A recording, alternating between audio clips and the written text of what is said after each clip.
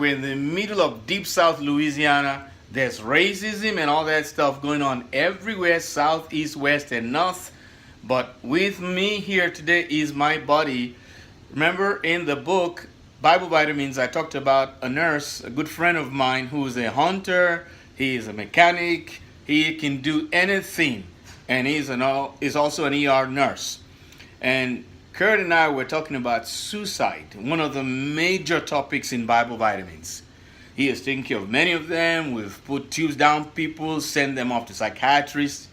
And Kurt, what's your take on why people commit suicide? Do you think it's all due to depression or some other reason? No, not just depression, but finances and marital problems, health problems. Suppose I told you that those things all fall into one category, that there's another category, and that category is the weight and load of sin.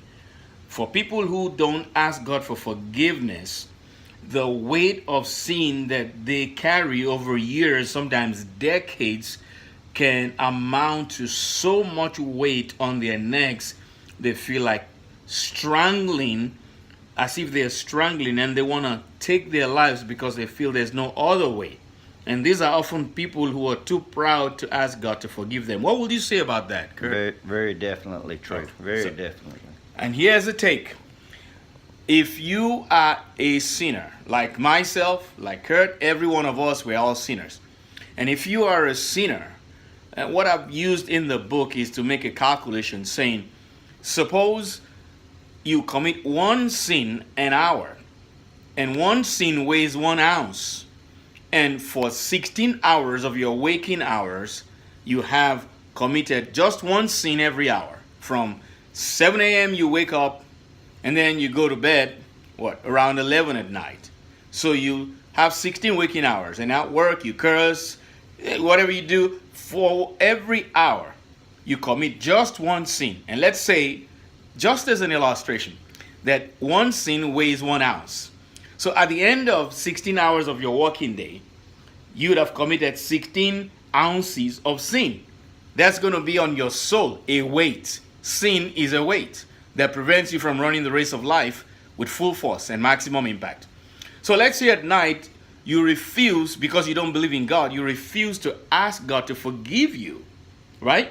So that means when you wake up the next morning, you have that 16 ounces plus the next 16 ounces for that day. So over a period of, let's say, 20 years, that's the illustration I use in the book. So you have 16 ounces every day because you don't believe there is God. That won't change the amount. It's just like somebody who uses the bathroom doesn't believe there's bacteria. You're still going to have diarrhea and E. coli and dysentery if you use the bathroom regularly and don't wash your hands. Someday you're going to get real sick. So similarly with sin, if you have sin in your life, 16 ounces per day, that's 1 pound. So in 1 year, you'd have 365 pounds of sin. Now remember, it's invisible, but it's there. In 20 years, you'd have 7,300 pounds of sin. Now, let me tell you this. The biggest car we know is a Chevy Suburban. The Chevy Suburban is about 5,855 pounds. Okay? They say curb weight. I don't know what that means, but curb weight is about 7,200 pounds. So, in 20 years, because you don't believe in God, you don't believe you're a sinner, you're carrying the weight of a Suburban on your neck. Now, the question is, if you carry that kind of weight around, and we're almost done, okay? Won't you feel like slashing your throat just to get rid of the weight? Only problem is, if you die a sinner, you got only one place, hell. So no matter what, I think the first step is to what? Ask God to forgive you of your sins. There's only one person that can do that. An antidepressant pill will not. In fact, the antidepressant pill can increase your risk of committing suicide. The antidepressant pill is not as effective as exercise. And it's been found that people who go to religious services 1 or more a week, their risk of killing themselves, these are prospective randomized trials.